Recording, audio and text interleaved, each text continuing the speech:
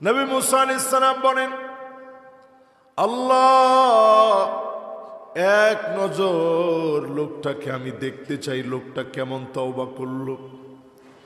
আল্লাহ বললেন, ইন্নী লাম আফদাহু ওয়া হুয়া ইউসিনি আফদাহু ওয়া হুয়া ইউতিউনি।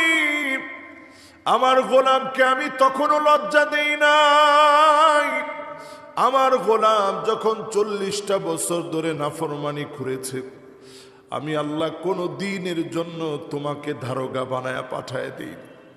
আপনি যখন প্রতিদিন আল্লাহর কাছে বলেন, আল্লাহুম্মা ইন্নী আসআলুকা জান্নাতাল ফিরদাউস, ও আমার মালিক, আপনার কাছে জান্নাতুল ফিরদাউস কামনা করি। জান্নাত আল্লাহর কাছে দোয়া করে বলে, আল্লাহ